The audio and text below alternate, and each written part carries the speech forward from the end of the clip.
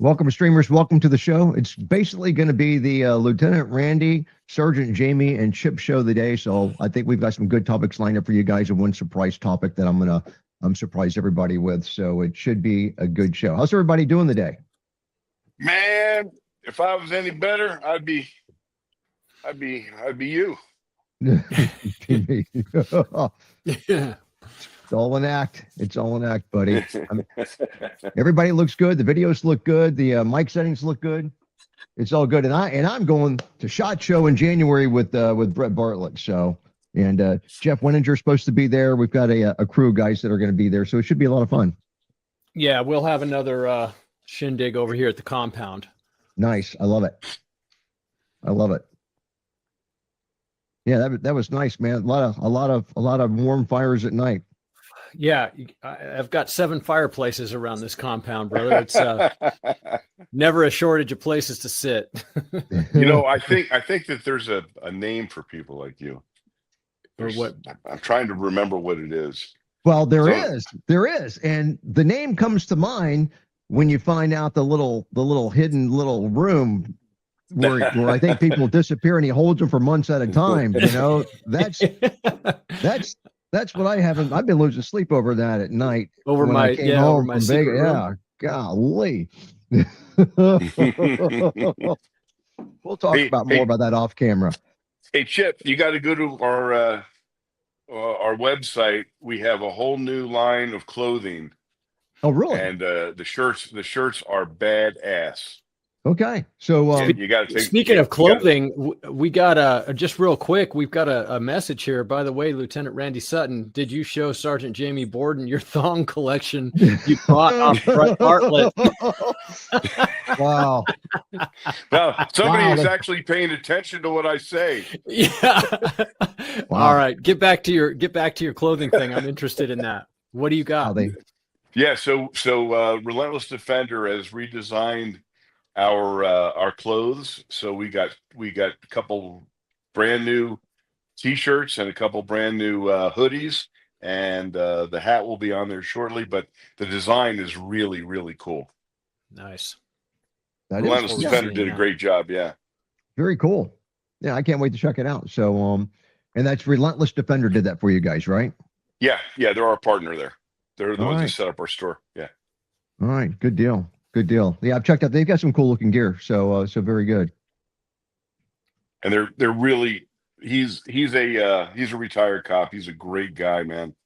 Probably one of the most well-known people in the law enforcement charity world. Oh, really? Yeah. Mm-hmm.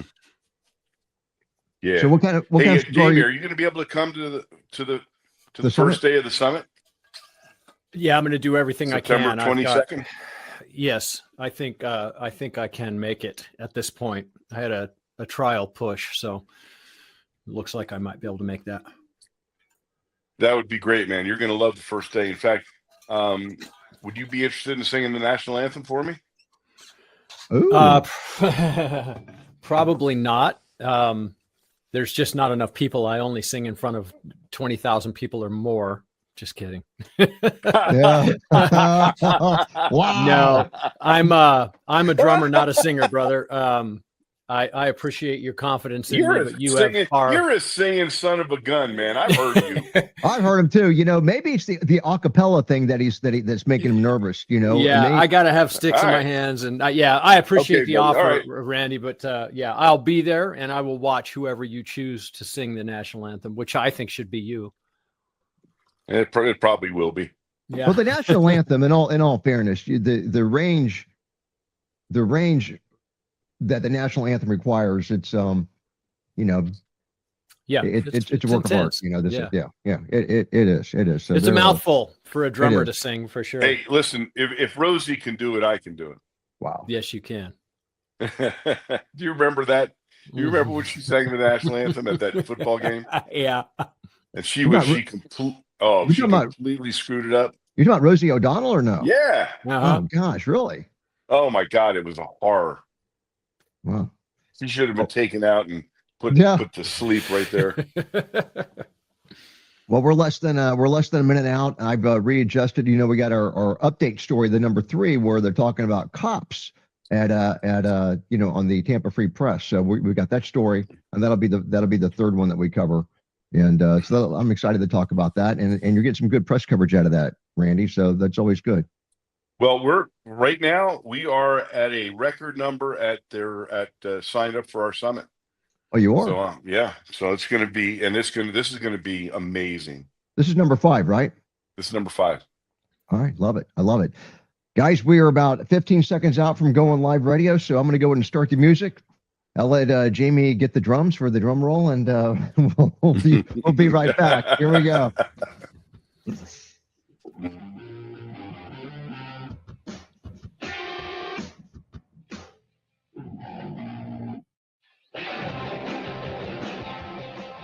All right, guys, and welcome to Leo Roundtable at leoroundtable.com. My name is Chip the Block, and I'm your host, and we're a group of law enforcement professionals that talk about today's news and issues, but we do it from a law enforcement perspective. And let me introduce the crew. Guys, if you don't mind waving for the video portion of our show, we have Lieutenant Randy Sutton, all the way from Las Vegas, formerly with Las Vegas Metro Police Department, the founder of the Wounded Blue at thewoundedblue.org.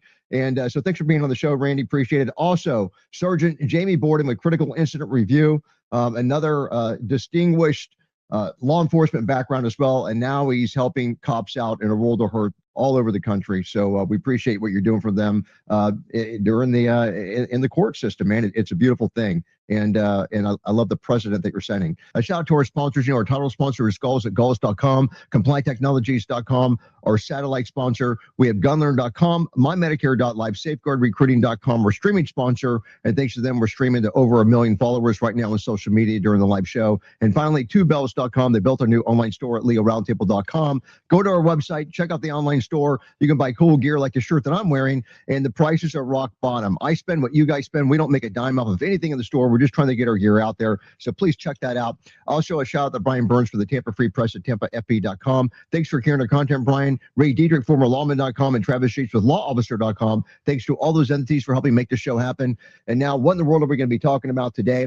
Our first story, I got it from Coffee and COVID. Justice Department charges the light rail attacker with a federal crime.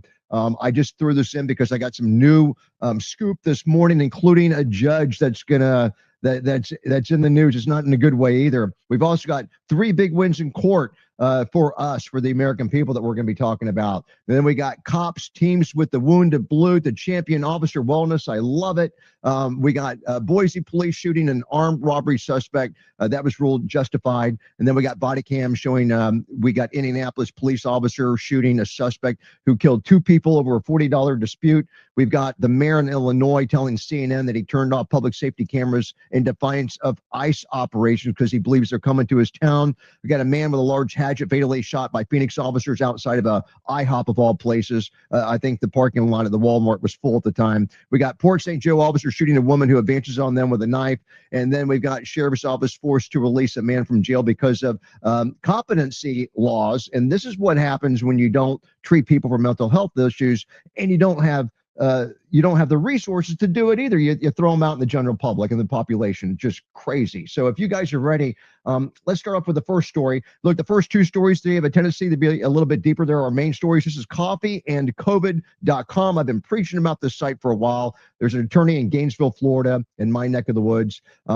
They're north of me, but it's Jeff Childers. He's a good guy. He's got started off talking about things in 2020 when COVID came out, and he was just making information available to people that was not readily available. I'm talking about stuff that got me kicked off of YouTube and stuff. And now he does political commentary, and he grabs sources, legit sources from all over the place, but also left-leaning sources. So yesterday, according to Jeff Childers, the Department of Justice announced that it was wrestling DeCarlos Brown out of the Mecklenburg County judicial system, out of their warm embrace, he phrases it, in an official DOJ statement stating that the Justice Department charges light rail attacker with federal crime. So this single federal charge, he can get him the death penalty, and it's causing a death on mass transportation. Now, U.S. Attorney General Pam Bondi promised that prosecutors will seek the maximum criminal sentence, stressing that Brown will never again see the light of day as a free man.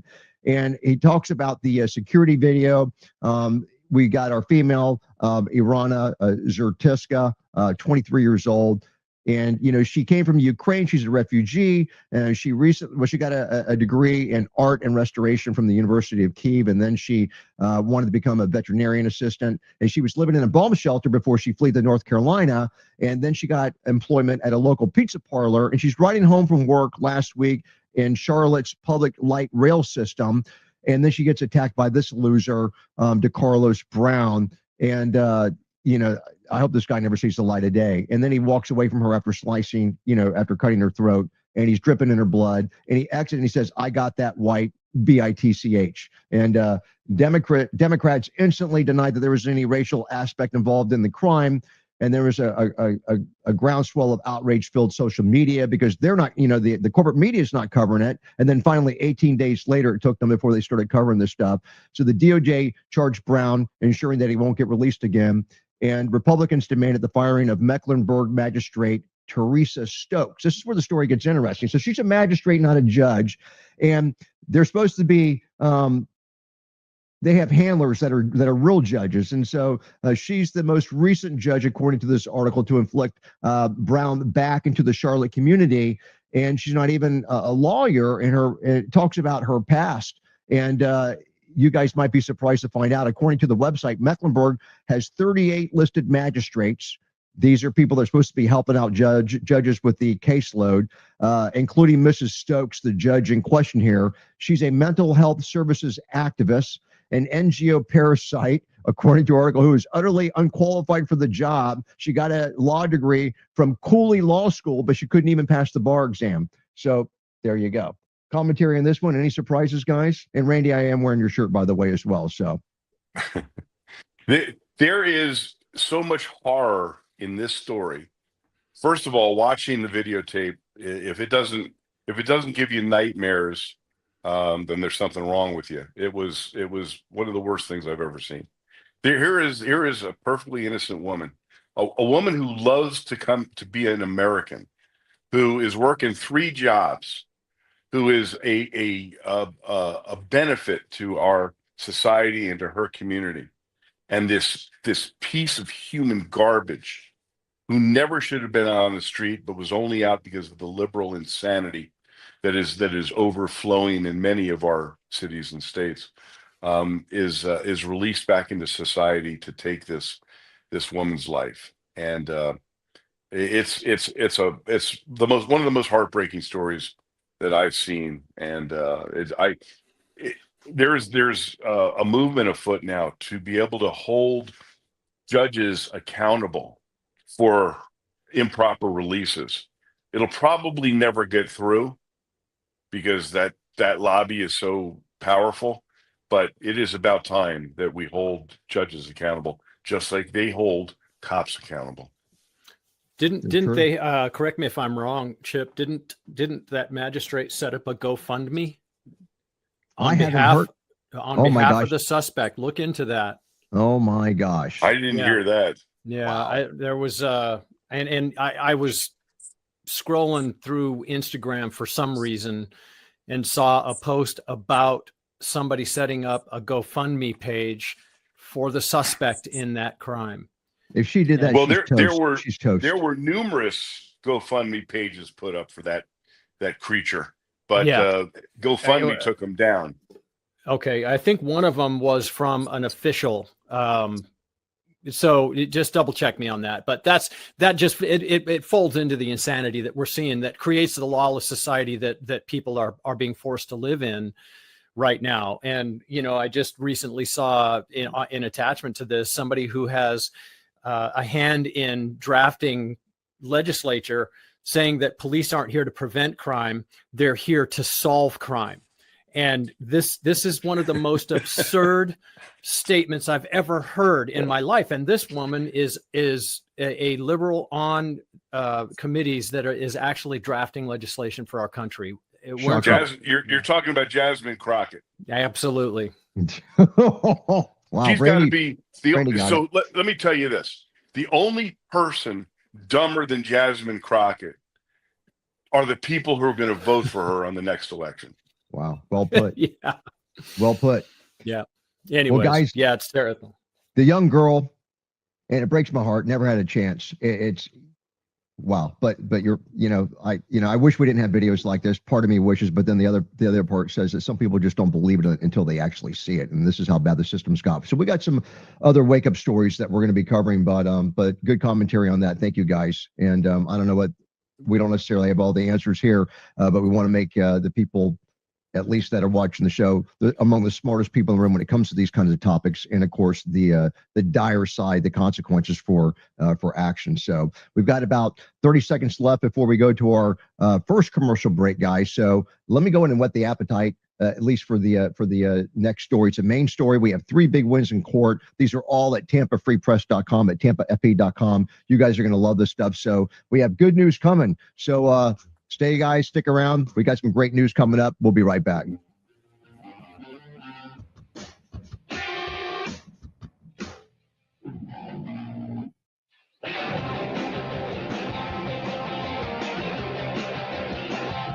All right, guys. It's time to talk about our title sponsor, Galls at Galls.com. And as police officers, one thing we do really good, we love to buy gear. We love it. And when you throw the online option, it's like our choices are limitless. So here's what's really important here. I want to remind everybody, it's supporting the companies that actually support law enforcement. And I don't know of a company that does that better than Galls at Galls.com. I mean, even their motto is proud to serve those who serve, which of course they do in spectacular fashion. And not only that, they walk the talk by supporting dozens, and I mean dozens of focused organizations like this radio show. So when you're looking for gear, please support our title sponsor by going to Galls at Galls.com, and they're going to do you one better. For the loyal listeners of the show, they've got a radio code. It's radio15. It's a discount code. It'll get you 15% off of most purchases at Galls.com. Go to Galls.com today and use that radio15 code to get 15% off your next purchase. And hey, they've got gift cards. Hook up your family, friends, and loved ones with the new Galls gift card, and they will be your new best friends. You can do all that. They pretty much have everything but guns and ammo at Galls.com. Again, that is Galls.com. All right, guys, we've got 2 minutes before we come back to the radio portion of the show. And hey, Jamie, have you seen the glove in action from Compliant Technologies? And you're going to have to unmute that mic there, but you could use sign language. I know sign language, yeah. Jamie.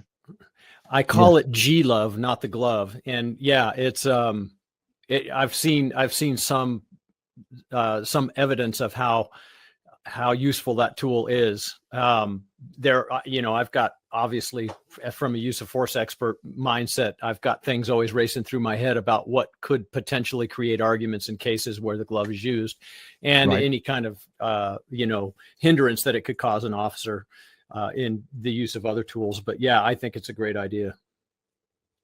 I tell you, the idea is to lower liability for officers and agencies, and it's going to get to the point very quickly where if the agencies don't have it and they know that it exists and that they could have had it, they're going to be writing a check. So yeah, no doubt about that. So why do you think Randy doesn't have his mic open? You think he doesn't want to talk to us during this 2 minute break, or you think he just wants to listen to what we say, or hopefully that we mess up and say something that he can use? I think he's engineering his background. Somehow he's got engineered a background there of a cool house with a neat backyard. And so we know Randy doesn't cook, so there's no way that can be his background. Now there is I do see a couple of those. There may be some bottles back there, which may make it, there could be some truth to there, but I don't know. Got a bottle of red and a bottle of white. That's for spaghetti night. That's right. Exactly.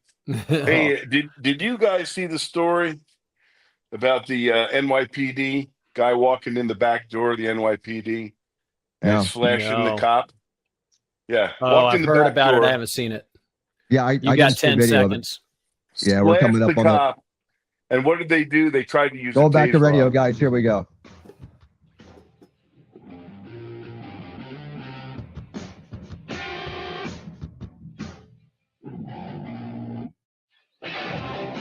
All right, guys, welcome back. Leo Roundtable at leoroundtable.com, the law enforcement talk show. My name is Chip DeBlock, and I'm your host. We're joined by Lieutenant Randy Sutton with the Wounded Blue, and also Sergeant Jamie Borden with Critical Incident Review. And guys, we've got 3 big wins in court this week at TampaFP.com. So U.S. Court of Appeals, they deny a petition against AG Pam Bondi upholding removal to Liberia. So this is a good win. So the petition was against her, and they shot it down. So the United States Court of Appeal for the Eighth Circuit now, they denied a petition for review for Philip Myers upholding a Board of Immigration Appeal decision that denied his motion to reopen removal proceedings. So the system is working. It just takes a while sometimes, but the ruling filed in September, on September the 8th, actually affirms that Myers, he's a native of Liberia, was unlawfully removed from the United States. So anyhow, we'll see what happens with that. The Supreme Court throws out a 90-year-old precedent allowing Trump to fire FTC commissioner. So again, we're talking about FTC on this one,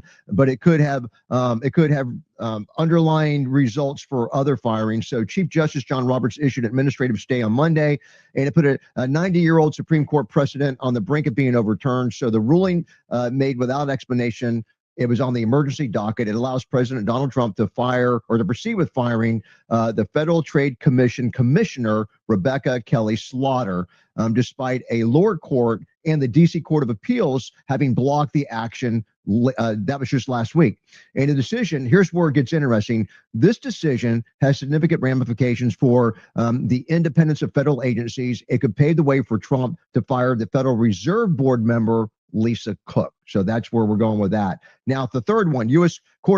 Appeals Court, they affirm a federal firearm restriction, and this is for drug dealers or drug users and indicted individuals. So it's a significant decision for gun control advocates and Second Amendment rights proponents. Now, the U.S. Court of Appeals for the Ninth Circuit, they have affirmed the constitutionality of two federal laws that restrict firearm possession.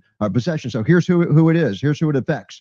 So its federal code prohibits firearm possession by unlawful drug users, and also the other one bars individuals under felony indictment from receiving firearms. So both those ones are covered, and they've upheld it. Again, this is the U.S. Court of Appeal for the Ninth Circuit. So another good win in court. So I love the way that the pendulum seems to be swinging back to where it belongs. I see you're reaching, Jamie. Are you unmuting the mic, or you? Yeah, I was just obviously I have things to say about this because I know all of us are huge proponents of the right to carry and our constitutional rights regarding firearms. But from a law enforcement perspective, when I see things like this,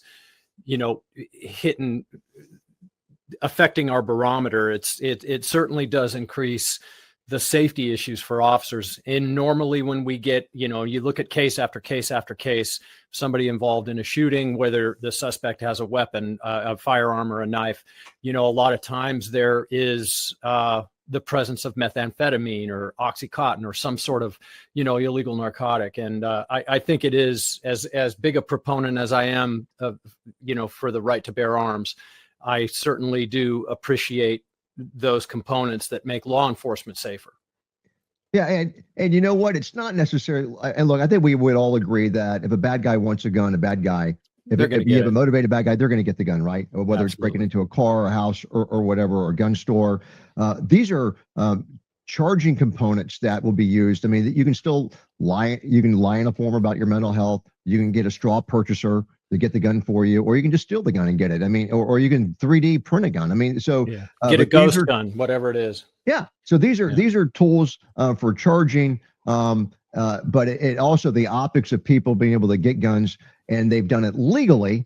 Those optics aren't great either. So believe me, I don't like restricting people having guns unless it's like maybe a convicted felon or someone that's got mental issues. That just is common sense to me. Absolutely. 100%. So if you guys are ready, we've got a Wounded Blue article that we're going to be talking about next. So let's go ahead and jump that. They've got a beautiful picture of Randy Sutton on this. I'm looking, I just can't believe I'm looking at Randy on my left here on the screen, and I'm looking at the picture. It's AI. I'm just thinking, it's AI. I'm just thinking, man, if anybody hasn't got stock in Photoshop yet with Adobe, you need to start investing now. They did a great job. So Tampa Free Press at TampaFE.com, cops teams with the Wounded Blue champion officer wellness, and they got it's great coverage for the Wounded Blue. So it talks about Lieutenant Randy Sutton, our very own Lieutenant Randy Sutton, founder of the Wounded Blue at thewoundedblue.org. And it says that in the show of support for the nation's law enforcement community, the producers of the iconic television show Cops, that they are actually partnering with the Wounded Blue, a national nonprofit dedicated to supporting injured and disabled law enforcement officers and their families. And for people that don't know it, and look, people growing up like me, Randy's always been like a father figure to me because of watching him on the Cops when I was a young boy, like 2 years old. No, I'm kidding. Randy and I are close. Randy and I are close to the same age. But Randy is probably the most featured cop on the series Cops that there's ever been. It's amazing, and an amazing opportunity for him as well. So I love the relationship. You know, people, as we get older, people used to tell me life is all about relationships. And I was young and I was like, what do you talk? I didn't get it. Now at this stage in my life, and for like the last 10, 20 years, I have seen it. Life is all about relationships. Randy can attest to that. He's got a special relationship with these guys. And now years later, the Wounded Blue and us law enforcement and guys that are suffering from like PTSD are benefiting from that. The collaboration aims to provide critical resources to officers in need by offering free attendance to the upcoming 5th annual National Law Enforcement Survival Summit. And that is huge. It's going to be in Las Vegas, Nevada from September the 22nd through the 25th. It's a 4-day summit, and they're focusing on officer wellness and resilience. It's for the officers and the spouses as well, providing essential training in emotional, financial, physical, and career survival. And it's designed to help officers not only endure the challenges of modern policing, but to thrive in their careers and also in their personal lives. It talks about Morgan Langley, executive producer of Cops. Randy, I want to give you an opportunity to talk. So I've kind of like, I've kind of like thrown it out there and whet the appetite a little bit. If you can just tell us a little bit more in about 30 seconds. Yeah. So Cops is such a huge supporter of the Wounded Blue. They've made it available for any law enforcement officer who's been injured in the line of duty to get in for free. They're paying for the registration, $400 basically. So we still have some openings. Any law enforcement officer who's been either injured physically or suffering from post-traumatic stress, come to the summit. It's unbelievable. I love it. Well, guys, stay tuned. We're getting some more stuff coming up. Some great stuff, actually. Stick with us. We'll be right back.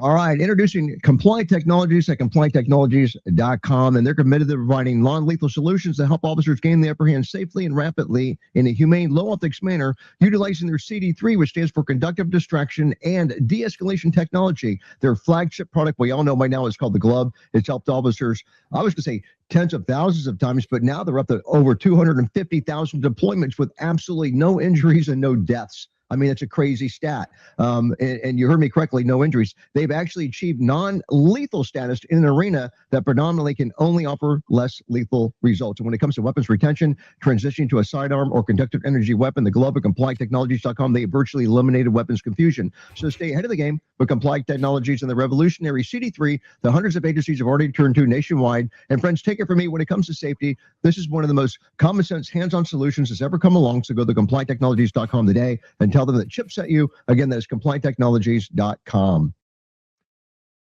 All right, guys, we've got 4 minutes before we come back to the radio portion of the show. And yeah, congratulations on the whole Cops thing. I think that's just a fantastic thing. Everybody benefits from it. It's a win-win. I love it, Randy. Yeah, and I think that's what has driven the attendance up substantially, because it's $400 is still $400. So if we can make it, I mean, it's my dream to, if I could, I'd just make it free for everybody. But it's expensive to put a conference on, I can tell you that. Yeah, that's no doubt. Well, you've got, entertainment, and you've got a lot of great things. Can you kind of like, I know Betsy Brantner Smith is going to be there. Can you like throw it, Travis H is going to be there, I'm assuming? Yep, sure is. Yeah, and we got an all-star lineup too. I mean, it's going to be an incredible, and I've got a bunch of surprises coming.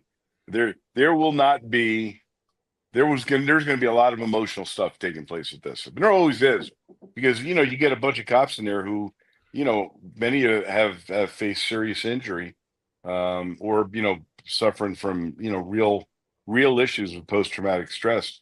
This is an opportunity for them to share their stories, share themselves, realize that they're not alone. And I mean, there's some amazing friendships that take place. Bob Bemis, who was my director of training, he was severely injured when he was the trooper and was paralyzed from the knees down. And he met a guy that had the same type of injury, who was walking. Now, Bob is either on crutches or sometimes a wheelchair. He saw a guy that has the same injuries. He's walking normally.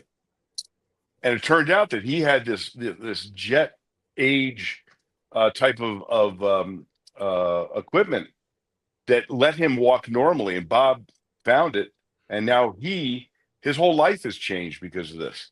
And that's because, right? It's amazing. Yeah, it's amazing. It is. It really is. So yeah, any cop any police officer really needs to come to this. All right. Hopefully these guys are paying attention. So, and you actually had at least one cop that I know of on the show that took advantage of it. He's one of the first ones I think that did. Yeah. Yep, he's coming. Yeah, I love it. Yeah. I love it. So, Jamie, we got about a minute and a half before we come back to the radio portion of the show. We're getting ready to cover some stories with video components. Are you? Can you handle that? I don't want to go too fast for you. I know you like to pace yourself. Yeah, I just want to move slow, bro. No. Yeah, I have some stuff to say. Especially there's one particular that just, and I'm talking about it more from an argument point of view, and why officers really need to articulate what their perspective is, their actions, and some of the kind of the components that I saw in some of those videos, So we can start off with the one from Port St. Joe, which is the video 4 that we were talking about, the woman advancing on the officer for the knife. Why don't we say we start off with that just to make sure that we hit it? Sure. That sound good? Yeah, that's good. Okay. We'll do that in like 50 seconds when we come back. So, and for people watching the show, I know that we had it was a Goals gift card giveaway yesterday, and we ended up getting a winner on LinkedIn. So I will try to get on there and type in his name, but we had a winner on LinkedIn, and I will try to get his name out there. I'll put that on the Rumble feed for the live show yesterday. I'll go in there and make that posting later on. So it's been pretty busy this week. And I am drinking the Black Rifle Energy, which was given to me by MVS. I had a package delivered at the house. Look at that. Brother, I was looking for my Black Rifle shirt. I absolutely love their product. This is Freedom Punch. And so thank you, MVS in Colorado, for sending this. So we're 5 seconds out, guys. I'm starting the music. Here we go. Back to satellite.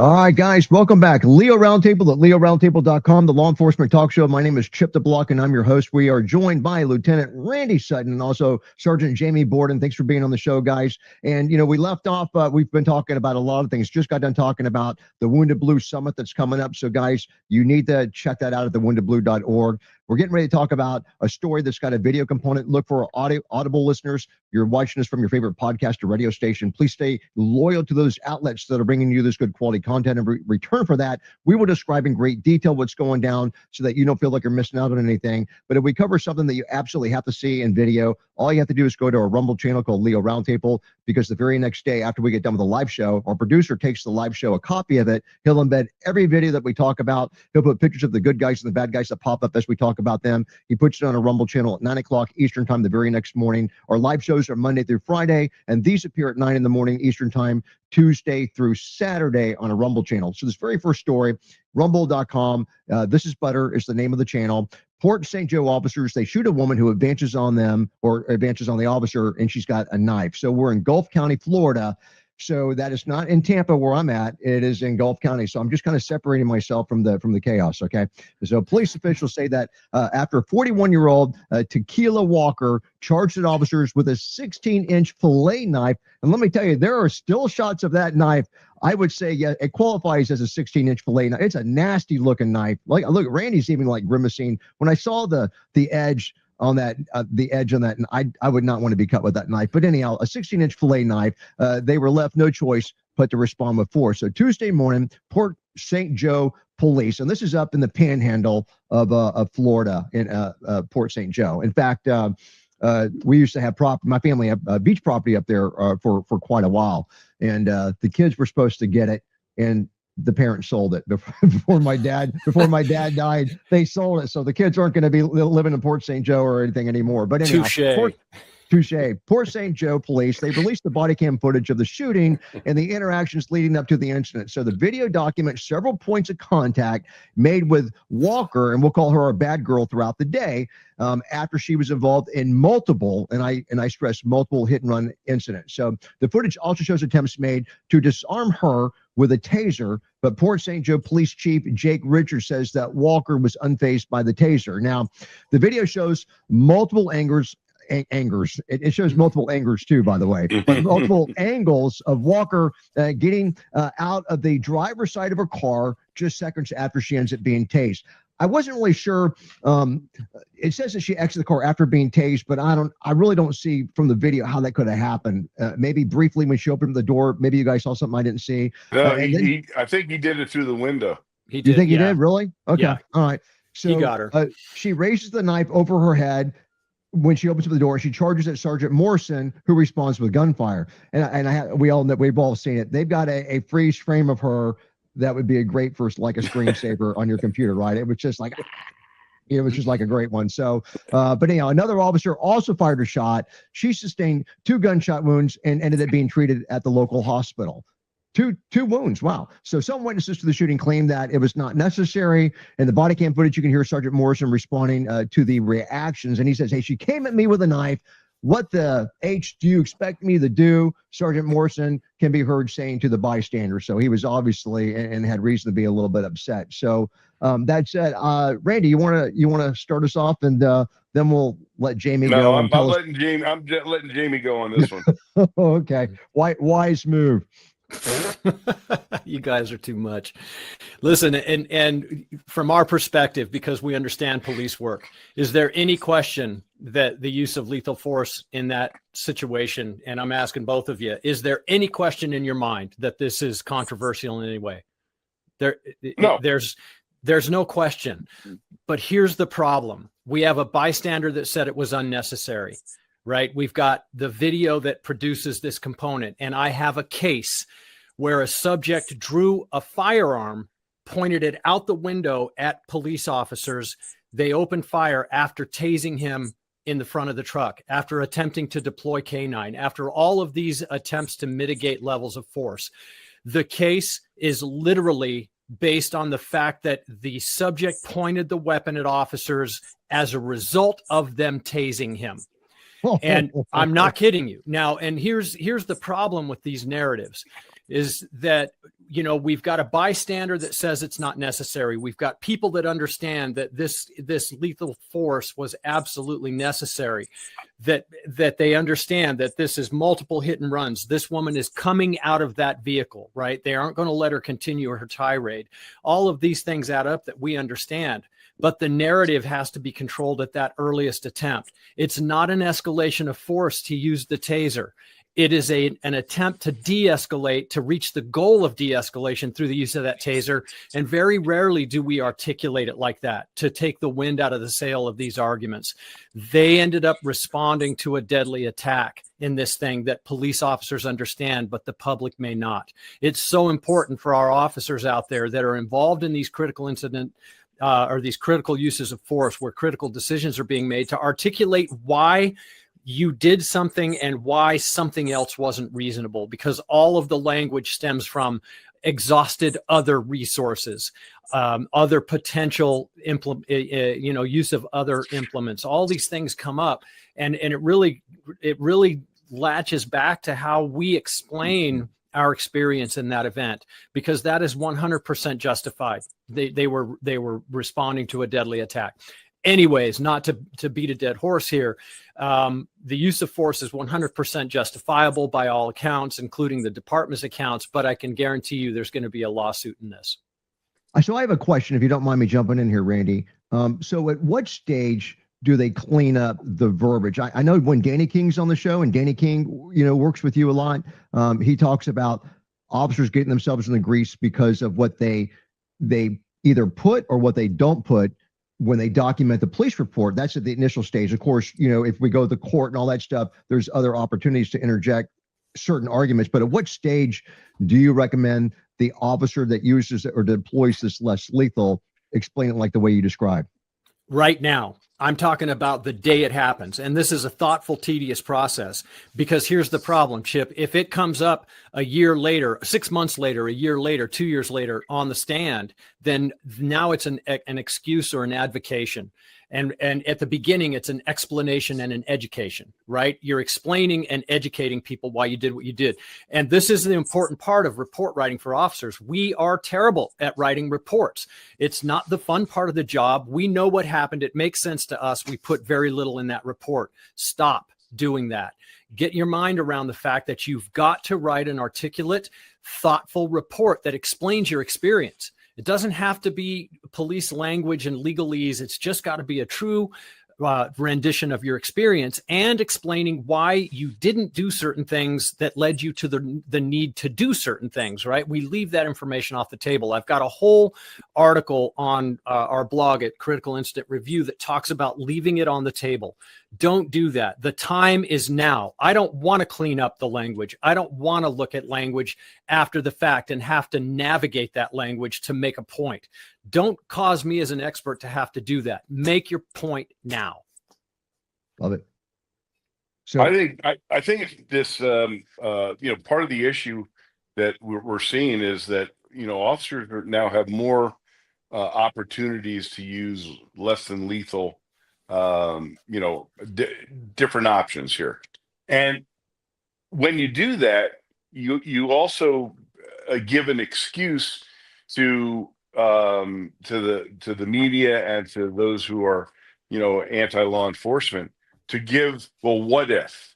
And those what ifs can have a dramatic effect on the officer and on the possibilities of prosecution.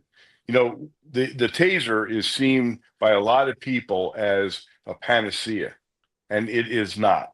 I was, on the break, we were talking about this situation in New York City where this guy with a knife went into a precinct through a back door. I don't know why it was unlocked, but was confronted by a cop.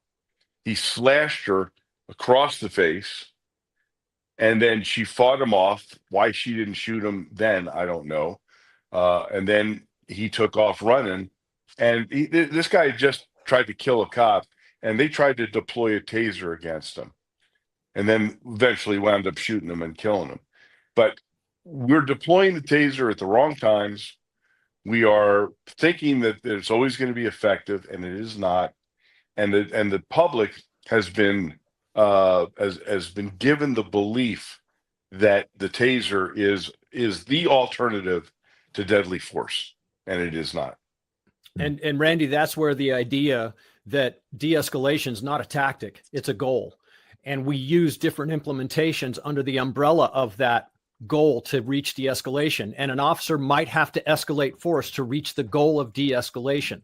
And that, I want people to hang on that. Excellent commentary, guys. We're going to wrap it up in a second, but we got a lot more to come up. Commercial break coming up. We'll be right back.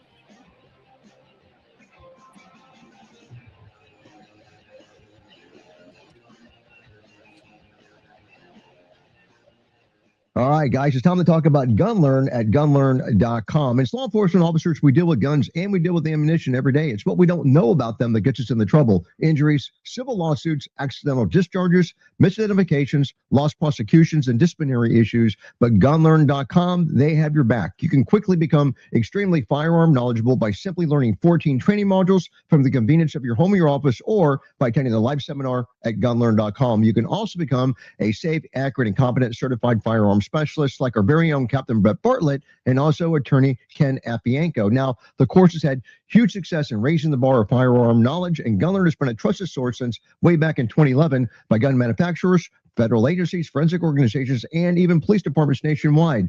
Now, the founder, Daniel Kelly, has got a deal for you if you have your own agency. If you're chief or sheriff, you can host a seminar for absolutely no cost. It's an amazing opportunity. You can go to gunlearn.com to get more information. Again, that is gunlearn.com. All right, we got 2 minutes left before we come back to the radio portion of the show. And yeah, I think that was a great video to start off with, Jamie, and some good points, as well. So yeah, I love it. Yeah, that stuff is right now. I'm dealing with multiple cases where officers have done the right thing for the right reason, not articulated it well enough, and it ends up an argument. It doesn't mean that the case can't be won, but it shouldn't be a case to begin with. Not criminal, not civil, not anything. So when we come, not that I want to spend the whole show talking about the rest of the show talking about this, but I have a question. I'm not going to tell you what it is until we start the live radio portion. But I have a question for you. Yeah. And I'm going to surprise you with it. But I think it's a spot on question, especially with some technology that's out right now, right today. It's like hot. But I detected something when you were talking, and I suspect I know which way you're leaning on the answer. But I want to hear you say it. So, but yeah, I know. I already know what the question is. I already know where you're going. It may rule me out from getting a potential advertiser, but we're going to talk about it anyhow. So and you're talking about machine language versus the perceived. But yeah, I'm going to pretend like I don't have ESPN and know what you're going to ask.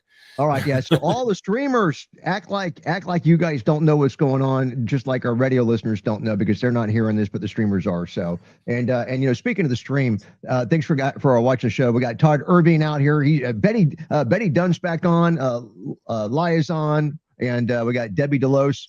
Thanks for watching the show, guys. It looks like all these people are all on Facebook. So yeah, we appreciate it. I think Debbie Delos wants to do the gator hunting with FishOrlandoBass.com. So Debbie, if you can do that and send us a picture, we got Bill Van Rom, all these guys on, and of course we've got MVS is tearing it up over here, and he wanted Randy to finish the story. 4 seconds left. We're going back to radio. Here we go.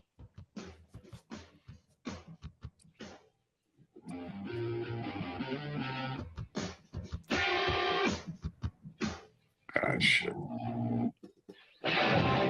Welcome back. Leo Roundtable at LeoRoundtable.com, the law enforcement talk show. My name is Chip the Block, and I'm your host. We're joined by Lieutenant Randy Sutton and also Sergeant Jamie Borden.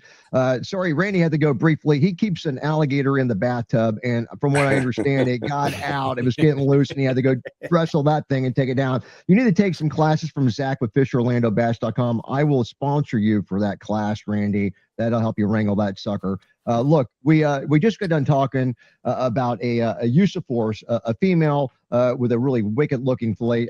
We have, we fillet fish here in Florida, so that's where those kinds of knives come in. But Jamie was talking about the importance of documenting accurately and not the weight. And it'll help you out of the grease, and it makes it easier for guys like Jamie to do their job instead of coming in and like having to clean up a mess or having to say that you meant something or meant to say something that you didn't put down in the police report. And so the question I have for Jamie is that in this day and age, not virtual reality, but really artificial intelligence. That's where I'm going. You've got these companies that are offering to let AI write your police reports for you. But after hearing what the importance of what Jamie said, and do it now, even if there's going to be like mistakes and stuff, get it out now. We want to know what was going through your brain when you executed that use of force. How do you feel about what this AI? We got companies selling big agencies on this AI. It's going to make it easier. It's going to clean up, report running time. It'll cut it in half, cut it in a fraction of what it would take the officer to run it down. I, for one, am a guy that likes to write my own stuff, and I like to process it. So what does the future hold for AI, and how does that help or hurt guys like you that are expert witnesses in court that are trying to make sure that justice is served? Well, AI is especially when we're talking about, and I'm not against AI. All right. I need everyone to understand that. However, it's got to be very cautiously applied. AI is a mechanical view, two-dimensional of what the video shows, what the radio traffic is. It takes all of this stuff. And yes, you will get a grammatically perfect report. But grammatically perfect is not something an officer can testify to. That report will use terminology that the officer may not have ever used. When they write this report, the sergeant looks at it. It looks and reads excellently. for the report, but they don't know how that applies to what the officer experienced in that moment. And that's where the missing component's at. It's a great starting point. If you're using AI, I'm not here to tell you don't use AI. I'm here to tell you that AI, artificial intelligence, is only as good as actual intelligence. AI is driven by AI. And your actual intelligence, and I mean your experience on that scene, has got to be injected into that report, especially when we're talking about a critical decision-making point, because the video doesn't capture context. It doesn't capture perception. It doesn't capture tactile feel. It captures 2 dimensions of ones and zeros transferred into data that we look at that literally doesn't match the officer's experience. Be careful with it. Wow. Yeah. You're ultimately responsible for what you write. So every word. That's right. Have there been legal challenges to the AI reports yet, Jamie? There's always a challenge. And one of the things, like when I'm writing reports, I use AI to make sure that that what I'm saying, it flows and is articulate, and it puts the semicolon in the right spot. I still don't know where to use a semicolon. I write 20 hours a day, right? So AI helps me out with that. I'm not an English major, but I do write reports. And yes, everybody uses AI, whether they know it or not. Every time you get on Google or whatever, Adobe DC, Word, they've all got an AI component, and everyone relies on it. You just have to understand that you personally are responsible for every word and the ability to testify to every statement that's made in those reports. And that's where we're missing the boat. And it is treacherous. We've got to be aware of it. Just because a report looks good doesn't mean it reflects that officer's experience. When Randy asked that question, I was thinking the same thing. Boy, if I was a defense attorney and I found out that they used AI and there were some issues that I could point out with the report, or even just throw in that possibility. They will use it to challenge you. They will absolutely use it. A report might say that the subject made a furtive movement, and the officer on the stand is then asked, what's your definition of a furtive movement? And think about that to yourself right now. If you're not pinning that to an actual event, what does furtive movement mean to you? Right. And what that is a descriptor of the description of a subject reaching for a weapon in some capacity that somebody has referred to as a furtive movement. You'd better be able to define that term and give a definition of it on the stand if it's in your report. That's why it's important to give a description, not a descriptor. Those are things that are really having an effect on us on the stand and our ability to navigate these points. All right, so we're going to title. Now you know why he is the expert when it comes down to critical incidents, and his book is amazing and should be read by every single cop in America. I love it. Critical Incident Review. I would love to be able to tell you guys that I actually did the cover. But I did not. I did not. But yeah, when I see that book, that is the cover that I want to be responsible for creating, because it's just that sensational. So yeah, I love it. Well, thanks, guys. So we will have to title this. I'm going to tell producer Will to get a thumbnail and say description versus descriptor. We'll just have to And that's in my new book, Beyond the Frame, which is the component that talks about how video is used. It's called, the subtitle is Bridging the Gap Between Reality and Digital Evidence. And really that's what it is, using descriptions rather than descriptors. I don't want to see descriptors in there. I feared for my life. Nuh-uh. Describe why you feared for your life. Let me feel the fear that you experienced through the description you give me. Hey, get with me. I'll do the cover for that next book too. Anyhow, let's go. I can see a very nerdy T-shirt coming from Jamie. Descriptor, not description. Hey, look at this one. I literally wrote a book about it. Oh my gosh, he's serious. Yeah. Danny King, my comrade Danny King, made that shirt for me when I released this book. All right, let's jump to Boise real quick. Rumble.com. This is Butter. Boise police shoot an armed robbery suspect. They ruled it as justified. So we got 4 Boise officers. This use of force happened September the 24th, 2024, so a year ago. And injuries to Adam Lee Cook, according to the prosecuting attorney, Matthew Fredbick. So here's what we got. We got it identifies the officers involved. We have a corporal and we have 3 officers. And Cook was identified as a primary suspect in armed robbery before the fatal encounter. He purposely evaded capture, recklessly eluding police officers, endangering the public. It escalates when he flees on foot through a residential neighborhood. He goes into the backyard of a family's home, and he hides behind a shed on the property. And that's where he was refusing to comply with the officer's commands to surrender. It's night out. Officer's got a long gun. And as soon as he puts the light on, the bad guy's like in a gun stance, holding what looks like, I mean, from where I'm at, there was no gun, but it looks like it. And they use lethal on him, and it's a fatal shot. Commentary on this, guys. We got 1 minute and 15 seconds. I'll start out just because it's what I do. That is the exact example of how video was useful in identifying the context that the officer that drove their reasonable belief that this guy was armed. You don't answer your phone like this, right? And if you do, and you've just robbed someone, you're probably going to get shot. This whole movement, contextually speaking, is what drove the officer's decisions. And thank goodness it was captured on video, because that is the component that drove the officer's reasonable belief in the context based on their perceptions and their expectation in that moment, that drove decisions and actions that ended up in a result, performance, and behavior. That's the common thread theory. And thank God that video was there, because that video supported all of that when we apply the common thread.